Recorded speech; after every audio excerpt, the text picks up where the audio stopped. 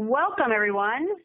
We are now up and live, and welcome to this afternoon's webinar from ISBM. I'm glad you could join us. The topic of today's webinar is the impact of digital on the sales force, and we have Mike Ahearne and Tom Steenburgh with us today. I'll click forward and you can see pictures of them. I'm sure they look just that lovely on the phone. I don't. I'm not dressed that way, but anyway, glad to have you again to join us. I'm going to tell you a little bit about how you can interact with us in this medium that we have here. So first off is we'd love for you to please ask questions, and you can ask questions during this presentation at any time.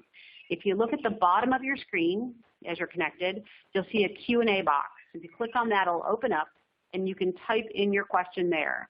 And I'll be monitoring those questions all during the presentation, and if it's appropriate, I will interrupt our speakers and they'll answer them. And if you even have questions about the technology, just feel free to put them in there. We're watching all the time. We hope you'll interact with us in real time. And I'll answer your question before you ask it, which is yes, there will always be a handout and the recording available. So after this, if you've signed up for this event, you will get an email from Lori telling you where you can rewatch the recording, and you can also get the slide deck from this. The recordings will be available to everyone for 30 days, and if you're an ISBM member and a member of Pulse, you'll be able to get that forever and ever by signing into the ISBM.org website and into Pulse. If you're a member and you don't know about Pulse, please contact Lori, and she will make sure that you get registered in Pulse to be able to see all of our past webinars and presentations. So who are we? After I've said all that, we are ISBM, the Institute for the Study of Business Markets, and we're based in Penn State, have been for over 30 years, and we are focused on B2B research.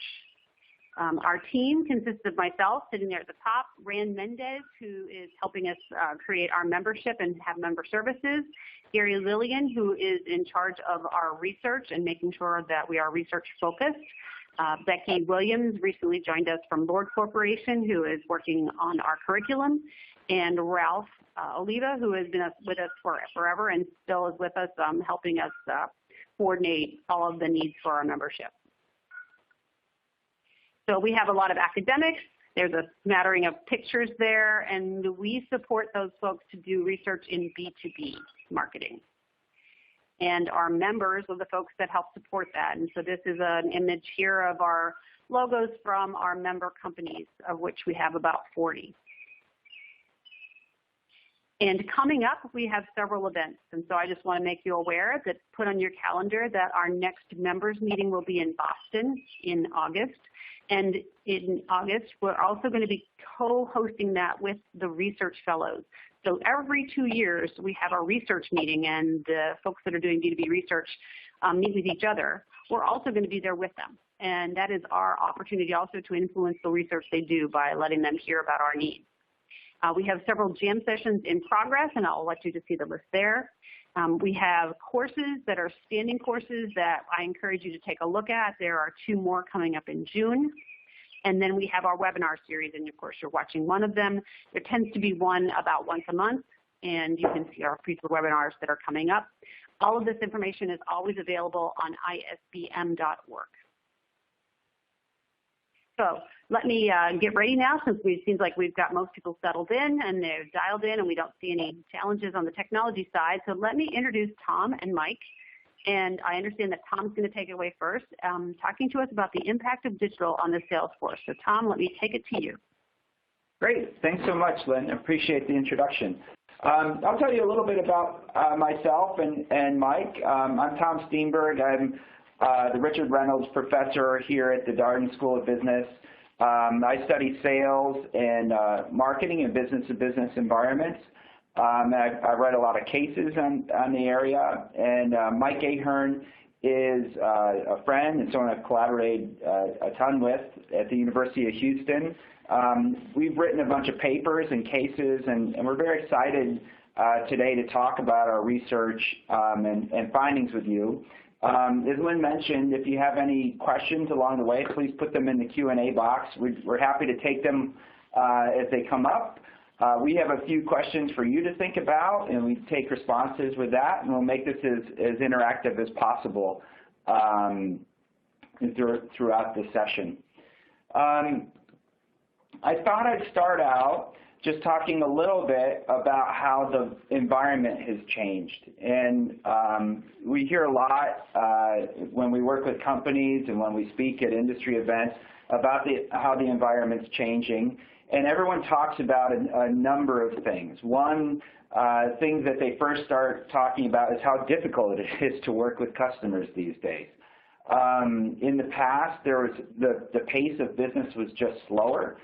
So customers had more preference stability. Things didn't change quite as much. The decision making was simpler. There were fewer people involved. And the ways that you could reach customers was easier. It was primarily with outbound types of marketing. If you look at the environment today, it's quite different. Customers are expecting more. It's more of a global environment. So you're dealing with a lot of different types of customers. And their preferences, given that there's global competition, change quite a bit. So whereas in the past, I'm sure if I'd asked you this question 15 years ago, are customers' preferences stable, you'd say no. But if you ask that same question today, you'd say, God, I wish I was working 15 years ago where preferences didn't change so much. More people are involved in the decisions, and there's more ways for customers to get information. And that's a theme that we're going to talk a lot about today in terms of how customers get information and how we should be providing it, given that the world's changed so much.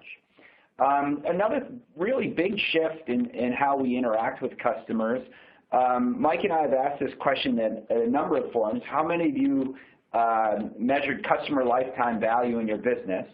If I asked that question 15, 20 years ago, about 4 to 5% of the hands would go up. In fact, I had a career at Xerox before I went back to academics. And I can tell you throughout the 90s, and even after I left, and even into the early 2000s, Xerox had no idea what the customer lifetime value is of their biggest customers. If you ask that same question today in forums, I'd say about 40% of companies are doing something meaningful in terms of measuring their lifetime value. And if you ask them, should they do more, about 97% of people will say that they should. One of the big drivers of the change in the market is technology. In the past, there was much less automation. In the late 90s, we were really talking about automation that was contact management, and that was about it. Whereas today, you've got Salesforce, where the sales funnel is being automated, and we're measuring all sorts of steps in the process. And in addition to that, marketing is becoming more automated with products like Marketo and HubSpot. So even things very early in the sales process are becoming much more automated. And if you just think about the types of information that's available to customers, I'm going to spend a lot of time, or we're going to spend a lot of time talking about that today. In the past, there wasn't much digital content. And if there was digital content, it tended to be more towards a brochure. Whereas today, companies are actually a lot more sophisticated in how they interact with customers and what they measure. If you look at growth in terms of e-commerce, the adoption of e-commerce in business-to-business markets continues to grow. And if you look at overall worldwide e-commerce sales from 2012 to 2018, it's more than doubled. So in a 6-year period, 7-year period, you've more than doubled in the market.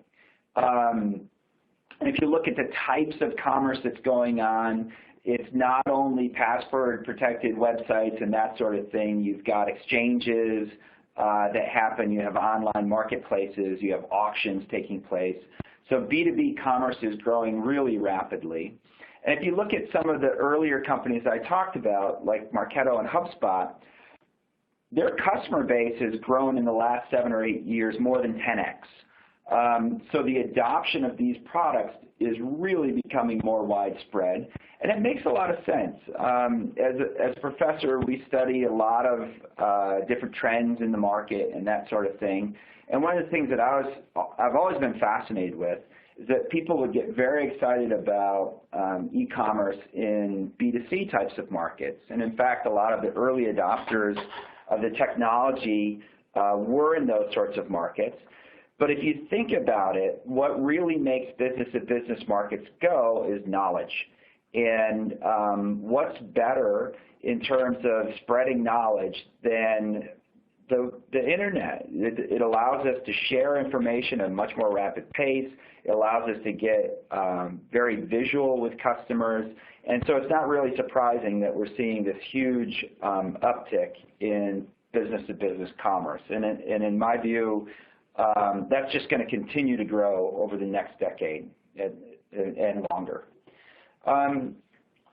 Bringing this back to the sales force, we see this tremendous growth in e-commerce. One of the interesting things that's happened, though, is a lot of people predicted that the sales force would go away once we got to e-commerce, and that just hasn't happened. If you look at employment levels, they're roughly the same as they were over the last decade, and there's a lot of people actually working in sales roles, both in B2B and in B2C. But what has changed, and what's quite significantly changed, is the type of work that people are doing. So as you can kind of see in this figure, we might think of low distribution costs and high distribution costs as being potential solution. If you look at the dotted gray line, and that's sort of the traditional customer view, 10 years ago, 15 years ago, maybe we were somewhere in the middle, where a lot of the customers sort of fell in the middle of the curve, where they get some services and they buy some through distributors, and it's sort of a mixed channel model. But what's happening today is we're seeing a split, a bifurcation in how customers are served. So at the low end of the market, you've got people really focused on cost and really focusing on using information technology to drive down costs, and a lot of more business is being done through auctions, through websites, where it's really low touch, and the basic message or the basic goal of the distribution channel is to get cost out and make it easy to do business, make it more frictionless. And at the high end, you're seeing the opposite take place, where you're seeing a lot more emphasis on key account management strategies, on co-creating value with customers. And so you're seeing this fundamental shift where companies are allocating their resources in a different way. At the high end, I'm going to spend, with my most strategic customers, a lot of money, a lot of time, a lot of Salesforce effort in terms of creating unique, high-value solutions. And then at the low end of the market, use e-commerce technologies to drive cost out of the business and make it cheaper for me to do business with my customers. So that is a big change, even though the overall numbers in terms of employment are about the same. How salespeople are being used is fundamentally different. And that's really intriguing to us. We're going to spend some time today sort of talking about some of these changes in the market and how companies are adapting to the new world, what the best companies are doing. If you think of a traditional sales model, again, thinking about information, it was all about the buyer beware. And the sellers really in the old world almost had a headlock around the information they had. If I want to learn about your product, I had to go to the sales force to get that information. And that gives salespeople a lot of comfort. You kind of knew that basically once a buyer starts to get serious, or once they even have an inkling about a product, they'd have to come to you to get information, and that gave you a seat at the table. So from a salesperson standpoint, they felt great about that. What's happening today, though, is that there's just so many more ways to get information that the salesperson isn't participating in the early part of the sale. So on the left-hand side, you kind of see what a funnel looked like in the past, where in the early stage of the sales process, basically the buyer didn't have a ton of ways to get information, so eventually you knew they have to get you. And in these early steps of the sales process, Mike and I like to use a simple sales process that goes from approach to needs discovery to presentation to negotiation to close to after-sales service.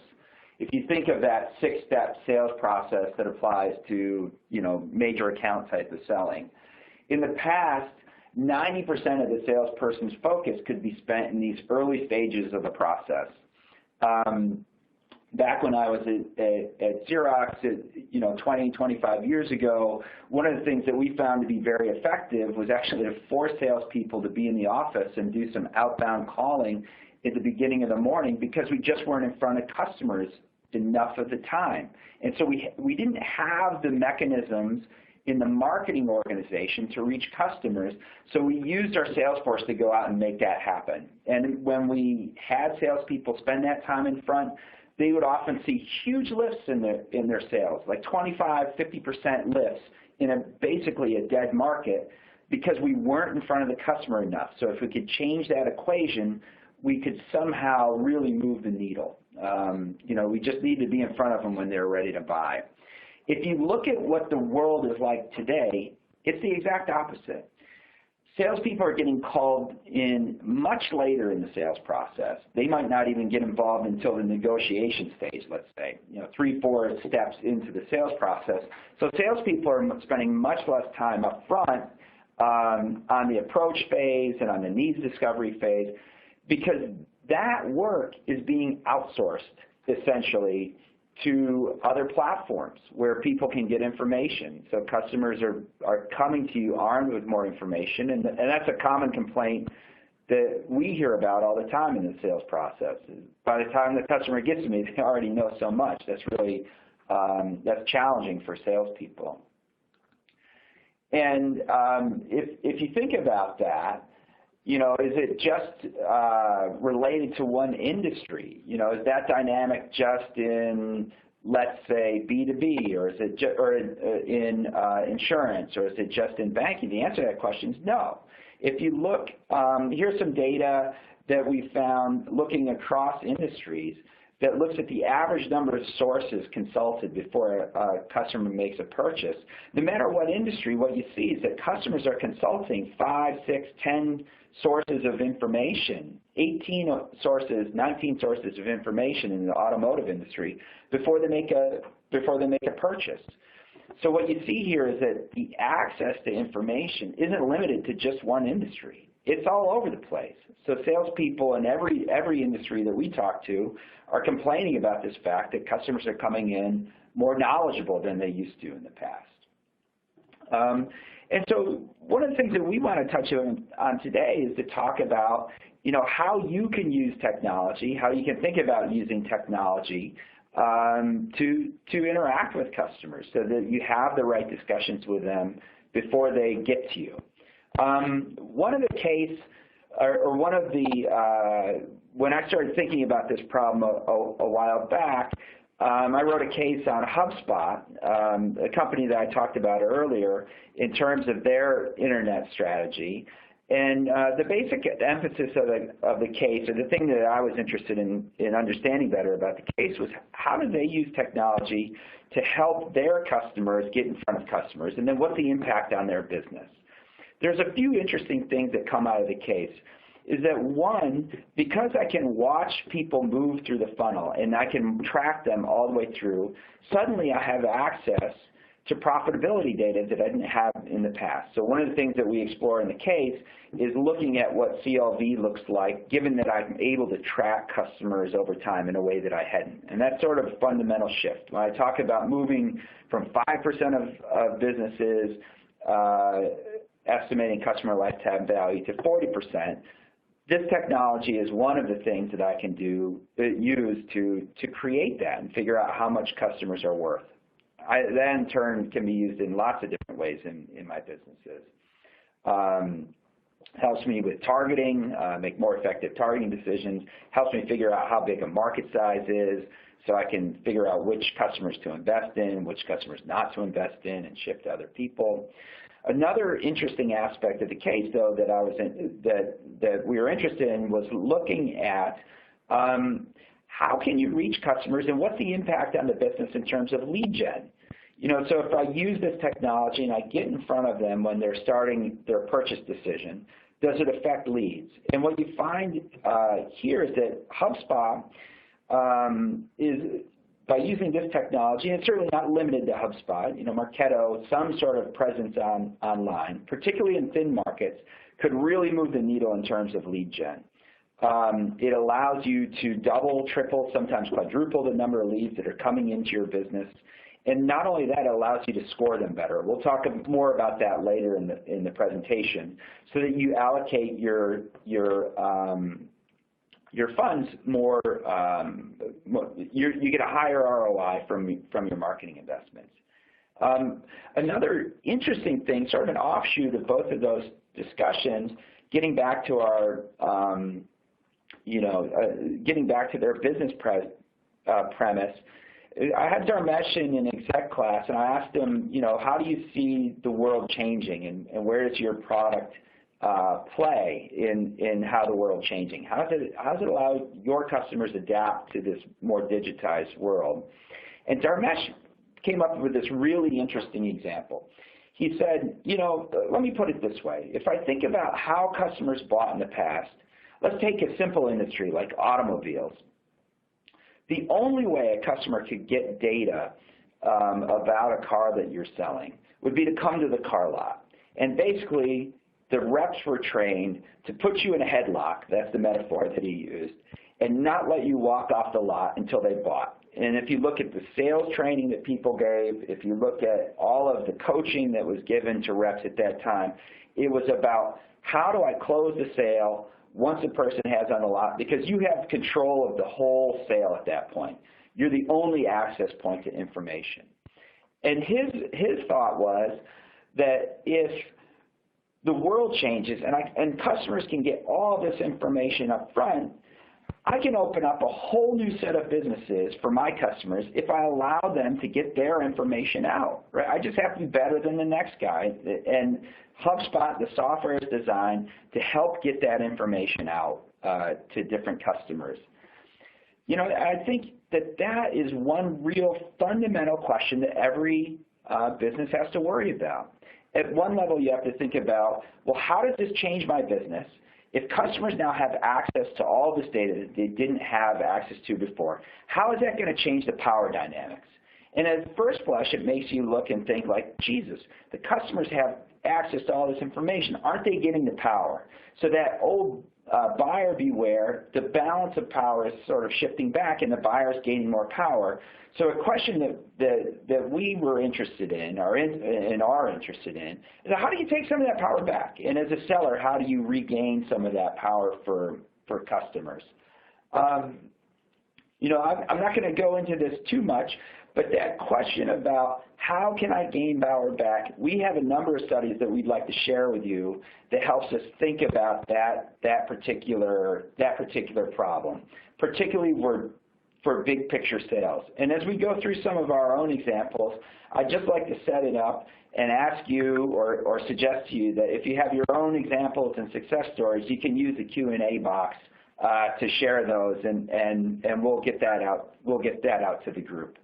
At this point, I'll pass it over to Mike and let him talk about some of the research that we've done in this area. Great, thanks, Tom. So as Tom mentioned, when he was talking about HubSpot and some of those early thoughts that they had when he was working with them, 15 years ago or so, to kick off the research that he was doing with them. One of the things that they mentioned is the automotive industry, which was very early on one of the big players in having a lot of content and research that's available to the consumer online prior to you making the decision. So, and we see this trend happening across industries. And in particular, we're also seeing this in business-to-business selling, where so much content is available now to your customers that they're able to research the specifications of your products and services that are available to be able to get more and more details on everything, to the extent that they're able to actually determine what am I looking for? What do I want to buy? What's my expected price points? All these kinds of things without even the presence of a salesperson. So we went to the automotive industry first to be able to do some research to look at the impact that digital has had on the way buyers buy and the way salespeople interface with them. So I'm going to go through actually two different studies, one in the automotive industry and one, both of which are big ticket item sales. And then we're also going to follow up with some examples and case studies that we're doing in higher end, even more complex business markets. So first, let's talk about the automotive industry. If we look here, you know, one of the big things that we all know is many of us have bought cars before and or participated in the buying of vehicles. And one of the things we know now is that there's a tremendous number of resources out there.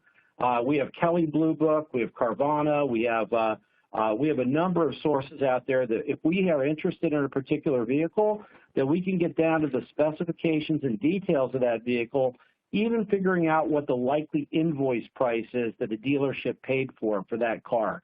At a very close level of certainty, we can figure out exactly how much that dealership paid for that vehicle itself. Now, the really interesting thing is, you know, let me give you an example of this. So here's an example. So if we look up a zip code and we look up a BMW 5 Series, TrueCar will tell us, you know, exactly what the TrueCar value is, the market average, the MSRP, and then what the dealership paid for the model. So when we walk in to be able to make a purchase, a number of people will have walked in with doing a lot of this research ahead of time. In fact, with automobiles, almost everybody will have done a tremendous amount of research before walking in to meet with a salesperson. Now, one of the things that many people who buy cars are not aware of is that when you sell cars in a retail situation, there's two parts of the sale where the automotive manufacturer, in this case the automotive retailer, makes money. The first is the actual sale of the car itself, and they call that the front end of the deal. And that's where you're negotiating the price of the vehicle itself and the specifications of the vehicle. And that, you know, a typical automotive sale and a premium automotive sale, a dealership might make about a 3% margin on that sale of a new vehicle. Not a big margin on that. But now when you go to the back end of the vehicle, that's when they bring you to the finance manager and the service personnel, and deal with F&I. So they give you an interest rate on the vehicle if you're buying through a loan, or if you're doing for example, a lease. They have a money factor that's included in it. They have different insurance products that they can sell: wheel-ding protection, windshield protection. They have extended warranties, all these kinds of things. So as it turns out, in the automotive industry, typically, the back end of the sale is oftentimes equally or more valuable than the front end of the sale. The front end of the sale, you might make about 3% margin on products. On the back end of the sale, you're making up to about a 40% to 60% margin on products. And in fact, if that person will continue to come to you and service their vehicle, you're going to be making, as a dealership, up to a 60% margin on service. So it's in our best interest to make that sales process as satisfactory and efficient as possible and build trust in that front end of the process, so that when people become engaged in that back end of the process, that they have less information on. So if we think about it, when we walk in to negotiate, we oftentimes have a lot of information on the vehicle and what we're going to pay for it. But the back end of the deal, what's that interest rate we're going to pay? What's the amount that we should be paying for the F&I? What type of insurance should we be including? How much should the service cost? All of those things. In fact, in most dealerships, those are negotiable. Most people don't negotiate these things. Very few people negotiate interest rate, even though the first rate that's presented to you by an F&I manager is usually very negotiable. So one of the things that we find is that if the salesperson, and we speculated on this, because there's a lot of symmetry in the front end of the deal, both parties have about the same information, a lot of opportunity is set there for the salesperson to build trust by transparency, by openness of exchange with the customer. that then transfers to the back end of the deal where the customer in this situation has less information. So when all the information is presented to them about insurance products, interest rate, they're more trusting in the deal itself, more likely to buy more products, and also more likely to come back and do their service, which is where all the money is in the automotive industry. So what this says is there are certain elements of the products and services that we have that are symmetric, and there's certain elements that are asymmetric. If we can sell on a transparency element on the symmetric and understand where the asymmetric lies, and that's where we can educate and sell on, that allows us to build trust. And this is an example in automotive. So we looked at some data on this. We got some primary data. We actually had observers go there and observe the negotiations themselves between buyers and sellers in the automotive industry, hundreds of negotiations. And then we had them look at a couple of different situations. One where the salesperson met with the customer and they said to the customer, you know, I'm glad you came today. I know you're interested in this 5 Series BMW. I want to share with you, here's the invoice price we paid for that 5 Series. Now let's talk about a fair price for you to purchase on. That would be an early disclosure. We had a late disclosure situation where the customer would say, you know, I have invoice. I'd like to know what your invoice is. And they might disclose that invoice versus a no disclosure where that the invoice was never disclosed. So we compared those 3 cases, early, late, and no disclosure.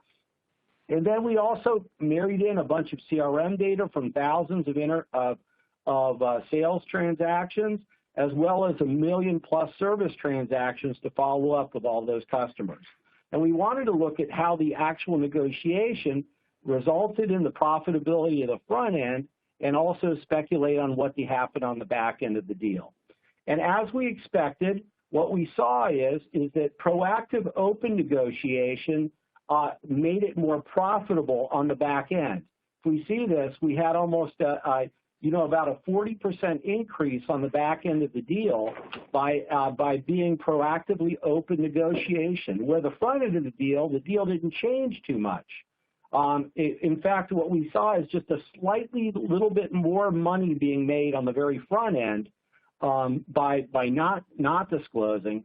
But really that it had only a trivial amount of difference. But being open and disclosing built trust, and that trust transferred to the back end, and the overall value of the deal was much higher in these situations. So essentially what it's showing us is that by building trust on the symmetric situation, the asymmetric situation, we can leverage that trust to sell more product and more services in the asymmetric situations where the seller has more information than the buyer, and then build margin off those situations.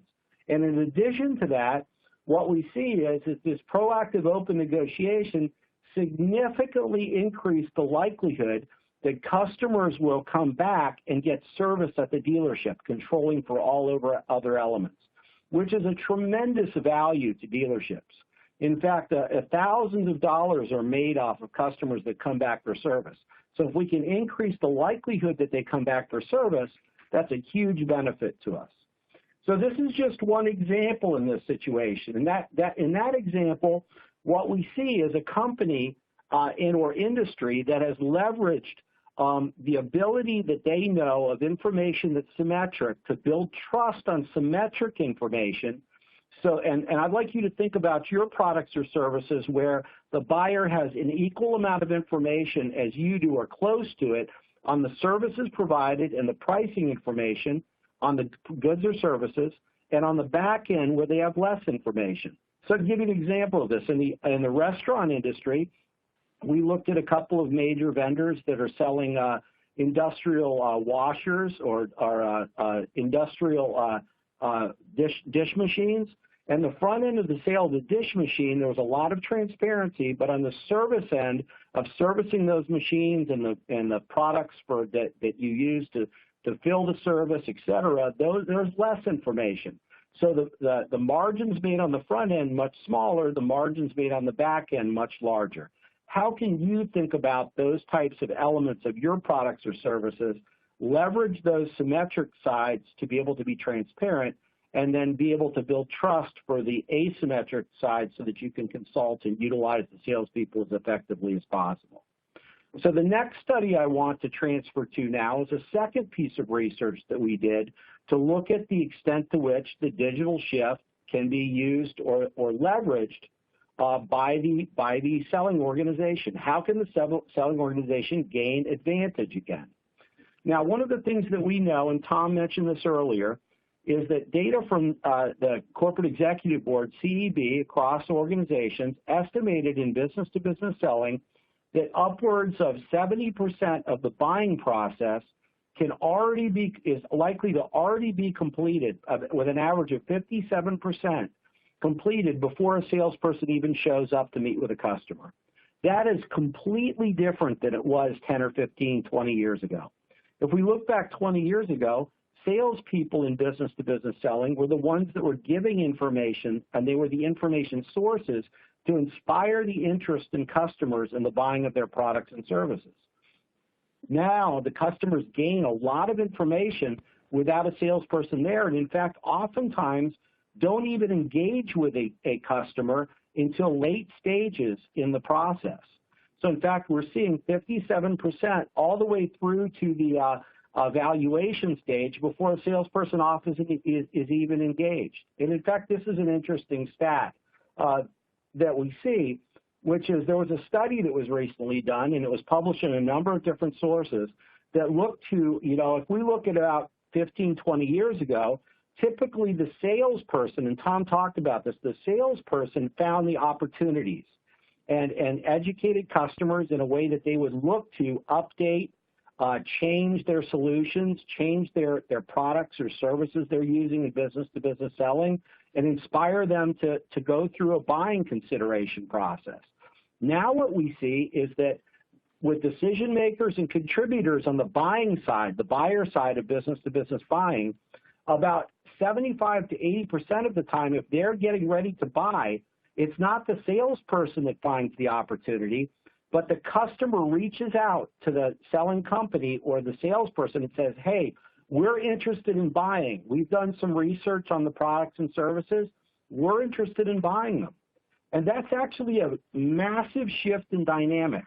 It's no longer that the salesperson is engaged early on. So they have think about this, the customer's there, they have their buying center all assembled, they have their buying team built together, they've done research over the last few months on the products and services, and then they reach out, they get a salesperson there, and then how does the salesperson sell to them? What's the best way for a salesperson to engage them? So we looked at this, and we looked at what are the current techniques that are used and considered best practice. And these techniques we feel are outdated. We think there's a lot of challenges with the way these techniques are being implemented. In fact, if we look at the typical sales models that are out there, like solution selling or the challenger sale, this is a quote from the New York Times on the challenger sale. Rather than asking customers what they need, the better sales technique might be, in fact, to tell customers what they need. So in this thing, this assumes that the salesperson is the holder of lots of knowledge, and that they're going to go in and tell the customer exactly what they need. Now, this, I think, is very old school thinking, because what this says is the customer is uneducated. They don't know what they need, and the salesperson is there to shake them, to change what their thoughts are, and to shift what they need. In fact, we know from the previous slide that now 75 to 80% of the time, the customer has reached out to the salesperson. So they've already done research. They've identified that your product or your solution may be something they're interested in. They've narrowed it down to a few players, maybe even just you at this point, and say, we're interested in this. And then the salesperson walks in with this technique and says, I'm going to shake them. Whatever they're offering, they're asking me about now, I'm going to tell them, no, maybe that's not what you need. You need this, something, and we're going to upsell them or cross-sell them or sell them a different solution at this point. But essentially, you're challenging all that research they've done, and you're trying to shake them on it. We wanted to look at, is this really the best strategy now? Or given this digital dynamic of the customer having all this information early on, should we be considering different ways in which we engage with our customers? So if we think about it, we wanted to think about the theory behind this, because this is how we did a lot of initial research. We looked at psychological theory and economic theory on this. And one of the things that we know is that if you make a decision yourself in your head, and you're fixed very strongly on this decision, because I've done a lot of research on this decision, and I've started to initiate it, and then somebody comes and challenges that decision, it causes what we call cognitive dissonance. It causes a mental discomfort on the part of that customer to the point where they feel that these are contradictory beliefs. They're not sure about things. They're unsure about the buying situation. It reverts them back in the process. It makes them think to themselves, really, what should I buy or shouldn't I buy at this point? So what we are considering is the idea that maybe instead of going in there and shaking them and challenging them, what we should be doing is reaffirming the reason why we are showing up there. So if a customer calls me up as a salesperson and says, come on in, meet with me, talk to me about this, and their team is there, maybe instead of the first few questions, me asking them what they want and educating them on things with a typical presentation, I start off by saying to the person that invited me there, hi, I represent, as you know, I represent ABC Company. Maybe you could tell me a little bit about why you called me here today. What is it about ABC's product and services that interests you and made you select us today? And then have that person talk. And by doing so, what we see is that it makes them excited by it. It impassions them. It gets them passionate about it, and it drives and fixes their thought process. So we wanted to test whether challenging them versus reaffirming strategies are going to be the better way to be able to sell a product or service, given the digital process that's out there. So in this situation, we've done it with a number of different companies. The first company that we engaged with was a mid-sized durable goods retailer. So they're selling products in the thousands of dollar range, industrial products that are a mid-sized company. So we looked at them for 4 months. We went to 15 different stores, and we studied the buying process of customers and sellers. And one of the things that we looked at is 2 strategies that the seller could use. When the buyer comes in and they're meeting with that seller, the seller could use a budget challenging strategy where they try to push the person and say, maybe this isn't exactly what you want. Maybe you want something that's a little more expensive, a little more premium solution, a little more detail to that solution, or an attribute challenging situation that says, maybe what you're thinking of, the features that you're looking for aren't exactly what you want. Maybe you should be looking at these particular product configurations. And we looked at that on 2 different kinds of customers. One customer that's done a lot of research on the internet and search and is very sure about what they want to buy, versus another type of customer that hasn't done a lot of that prior knowledge. And what we find is for those customers that have done a lot of research and are certain, using this challenging strategy versus affirming strategy, using a challenging strategy, not only does it reduce the likelihood that they're going to purchase because it causes that dissonance, it reduces the revenue that's generated, it extends the buying process, the customer takes a longer deliberation for the buy, and then on top of that, even if they buy, they're less satisfied with their purchase. So I'm just going to show you really quickly. So this is probably more detail than you need, but we ran this using controls and income and budget and things. And what we found is it really came down to the fact that if you challenge a customer's budget decisions that's done a lot of research ahead of time, that you are going to really reduce the probability of purchase, the efficiency of that buying decision on the customer, and the overall satisfaction. So what you want to do as a strategy is you want to, if a person's done a lot of research or a company's done a lot of research before, you want to use an affirming strategy. You want your salesperson to go in there and affirm for them, say, what is it you like about us? Why did you choose us? What's the product configuration you want?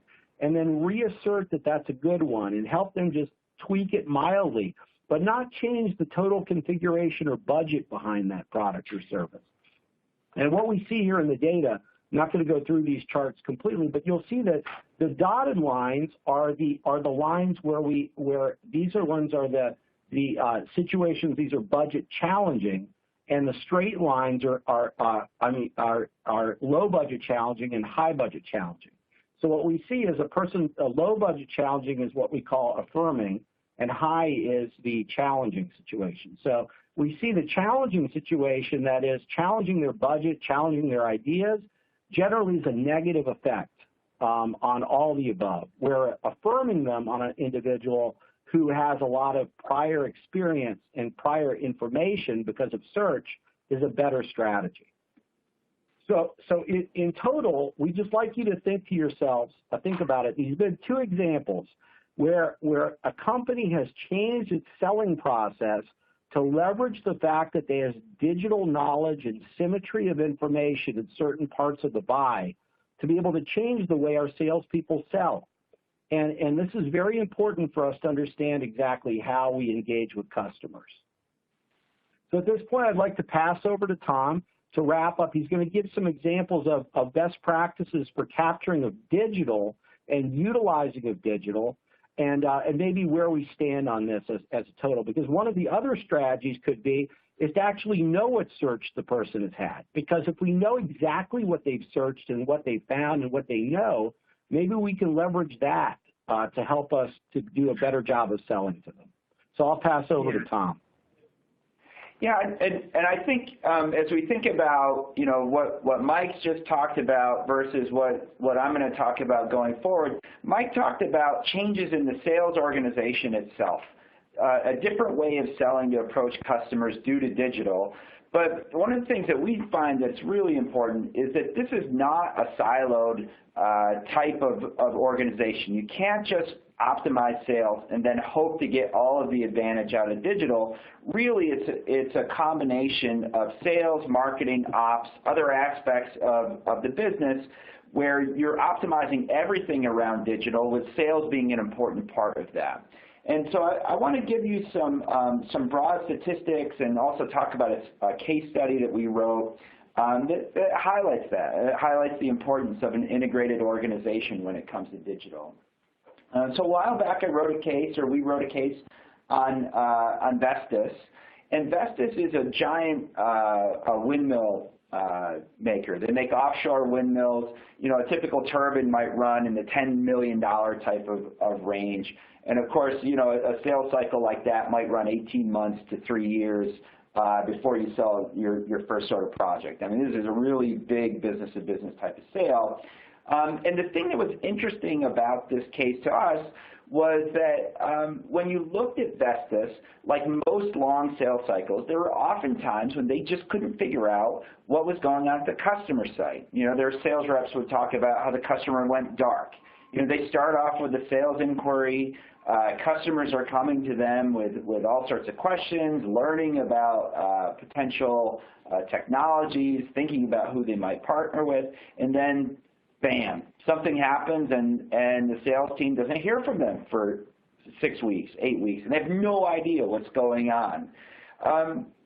Vestas thought about this problem, and one of the things that they thought could be a potential solution was, well, if we built a website and got information into the customer at the time that they needed it, that would be great. But more importantly, what we can do is we can watch their behavior, the customer's behavior on the website, and figure out what they're doing, and then that will give us some insight into what the customer's struggling with. And so they built this website called The World of Wind, and essentially they developed these profiles or these personas for different people. They had things like a financial engineer or a financial analyst, and they had a regulator, and they had an engineer. And they set up the website so that when the customer came, they could figure out how the heck or where they're struggling with. Are they struggling with engineering specs, or are they struggling with something else? Are they struggling with how to finance this particular project? And through the World of Wind, what they did is they tracked customer behavior, and using that behavior by figuring out where the customer is searching for more information, they could make specific sort of inquiries back to the customer or provide that sort of information through their sales team in a way when the customer needed it. And so this was a great example of a company that was adopting their marketing process, this information gathering process up front, in a way to help the salespeople figure out what to do with the client side. I'm going to give you, that's just one example of companies that are doing a good job in terms of trying to help their customers, provide the right information to customers through the web. I'll give you some other statistics, and I see a question, so I'll wrap up in the next couple of slides. If you look at data sources that influence the buying process, we wanted to share this information with you. You know, where do customers go in B2B sales? They go to the company website, they go to email, electronic newsletters, they go to trade shows and conferences, they go to inside sales and LinkedIn. These are common places. These are the most linked sources of information. When we've done sessions with people to ask them what they found to be particularly effective, one of the things that comes back over and over again is that you need to provide some sort of value through your communications. So when you're at your trade shows and conferences, when you're providing information, it should be white papers, something that helps the customer do something different in their business. But those are the top ways that customers search for data. And if you look at digital marketing maturity, where customers feel like or sellers feel like they are in their process, what you see here is that basically sellers do not feel very confident at all with their digital technologies. So if you look at first steps, adolescents and young, that's about 70% of the market is feeling most companies don't feel particularly sophisticated in what they do. Sort of before we get to the questions, the one thing that I would like to have you think about is, you know, if you're betting on the future and you're thinking about who's going to have the power in the future, is it going to be the buyer, is it going to be the seller? In my mind today, the most of the discussion, in our mind today, most of the discussion is around, the buyer has it good and the seller's lost. If I think about where it's going in the future, though, I would much rather be the seller than the buyer. If you ask yourself the question, who's going to win a price negotiation, a customer or Amazon, I think we'd be hard-pressed in thinking that the customer is going to have more information and therefore will win that negotiation. If it's true in that sort of business-to-consumer market, why isn't it true in business-to-business markets that by having all this information and thinking more clearly about the buying process and providing the information at the right time to customers, that the seller shouldn't be more confident in that? And so if I think about where we're going, you know, Mike and I, when we talk with companies, is we're always saying, geez, I think that you could have it good. You just have to think more clearly about how to use that data. Where do I have leverage? Where can I take power back? How do I reframe negotiations? And if you move forward in a thoughtful way, there's money to be made and profit to be had through the electronic platforms. I'll pause here. Lynn, I don't know if you're going to ask the questions, or I see a few questions up there. Maybe you could help us with that.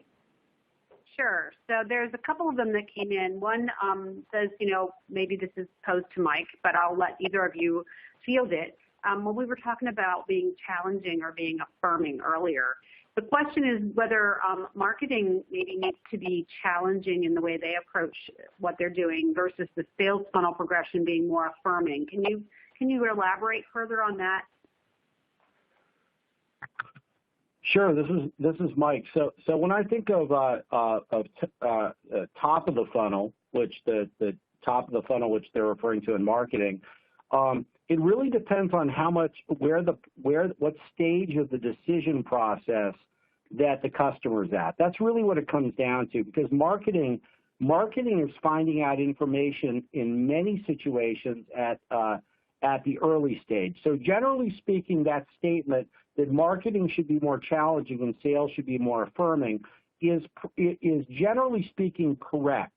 But I think it's a little more complicated that because, as we know, because the customer is spending so much of the buying process, the first, up to 57% of it, on just using digital and doing research on their own, it really depends on the type of information the customer is seeking. So if the customer is seeking a type of information that shows that they are in later stages of the buying process, then that information should tend to be more affirming data. Whereas if they're in early stages, challenging could be very good, and particularly challenging if you can get the sense that they're comparing you to another product, that shifting them would be very important for you to be able to make that sale. So you're right, shaping that buyer's decision-making criteria should be happening early on in the decision-making process. The traditional way in which sales worked, 15, 20 years ago, that salesperson engaged and tried to shape the interest of that buyer. Now, marketing's job is largely doing that. So I think that's a really good observation.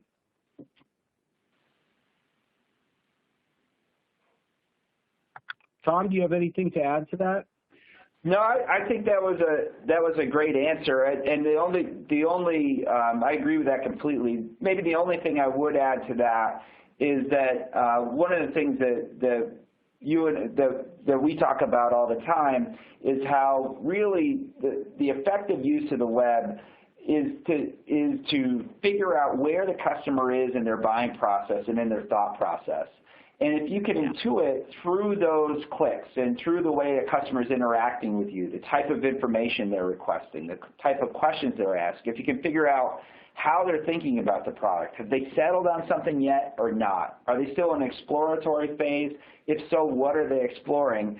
If you can tailor your marketing and your sales to act on that, the better off you'll be. And the example that we shared in the sales funnel around that, whether or not to be challenging or affirmative, is one example of that. There's going to be a lot of creative work done to help customers on their journey in different ways too. I'll just add my own experience and then ask you to comment on it whenever talking about where they are in the buying process and if they're considering somebody else or already have something and you're being the replacement. I found that it's useful to mostly just arm them the questions that they should be asking about their current choice. So just by anybody supplying this thing, what are good questions to ask, right? What should you be looking for? Because I'm going to answer them all correctly for my product, I hope, but I'm not sure that the competitors would. And again, it's not so much telling you, but helping you find it out, right? That's an absolute advantage of being part of the early decision-making process, because we can frame the information that's searched for, the questions that are being asked, et cetera. And that's why marketing has to be up their game substantially and do a lot more coordinating with the selling function to get them that information early on so that salespeople can get that advantage. And marketing can communicate that information early on and get that strategic advantage that other firms aren't getting. That's great. Thank you. We've done some, I'll just add to that, we've done some work in selling new-to-the-world types of products. And one of the challenges with selling new-to-the-world products is that customers actually don't know the questions to ask about it. It's like you're asking them to change their business practices. They don't even know how to think about it. They don't have the right set of evaluation criteria to make a decision. And one of the interesting techniques that we saw in terms of helping customers get over that problem, there was one company that was finding that its customers couldn't figure out how to even buy the services that they were providing. And so the first thing that they did is they wrote a white paper on their website doing exactly what you said, Lynn. Here are all the questions that you should ask to vet our services, and just put together this list. And remarkably, this company could answer all of those questions, and its competitors really hadn't thought about it yet. It led to a huge uptick in business for them. So I think shaping those questions is really important. Yeah. The other piece of this is that I come from a background of trying to sell to engineers, and so maybe I have a bit of a bias, but I find it's hard to tell an engineer anything, but they really love to discover an answer on their own. So I don't mean anything bad to any engineers on the call. We have one more question. Let me get it in here. So with this digital shift, talk to me a little bit about outbound prospecting and your brand itself. Yeah, I can start with that. So in my view, it depends on industry how important the brand is. I think the more important thing to understand is what's the role of brand in the interaction. So one of the great things about the web is that it gives you access to lots of people. It doesn't necessarily prompt people to buy, though. And so a brand can still be effective in sort of getting people started in thinking about a purchase. It can also be effective in building trust early on. You know, people are still going to look for IBM because of the brand. They'll still trust it somewhat. That will always be in the consideration set. So it can matter. But what's interesting when you look at some of the data that I've seen with HubSpot is that the effectiveness in terms of those outbound messages in generating sales, often the ROIs are fairly low. So if you rely on that solely in terms of generating more leads, it's not particularly effective. But if you combine that, let's say, with some inbound marketing and leads nurturing, that can be much more effective in terms of generating ROI. So one of the studies that we didn't have time to talk about with Cisco, basically by improving their lead scoring, they were able to boost their ROI by 77%, and that's really so the digital part comes in with the nurturing where you're really moving up with the ROI. And I don't know, Mike, if you want to talk a bit about the MSA or some other data that we've seen, or maybe we leave it at this. Yeah, I mean, basically, as Tom said, we partnered with a number of different organizations on asking this question. In fact, that's what we're very passionate about now is we think that the biggest bridge that can occur right now between this gap that's long stood between the sales organization and the marketing organization in most industries is digital. Because digital is an opportunity now to bring those two elements together and for marketing to bring a tremendous amount of opportunity to the table for selling. But to do so, there has to be a mutual sharing of information. Selling has to be good at inputting information and sharing that information back with marketing, and marketing has to be good at utilizing sales data in part of their scoring processes and knowing how to develop scores and leverage those scores properly and not just sending out leads that are irrelevant to salespeople. So it's a combination of the digital, the inside sales or the outbound early on clarification with the sales organization itself and the way in which information is utilized all together and communicated. There's a lot of complexity to it, but we're really looking at best practices. So if there are firms out there that really want to engage with us and talk about best practice and we're trying to look across firms and test different strategies, we'd be open to talking to you. And I think we should leave it at that. We're pretty out on time at this point. Yeah.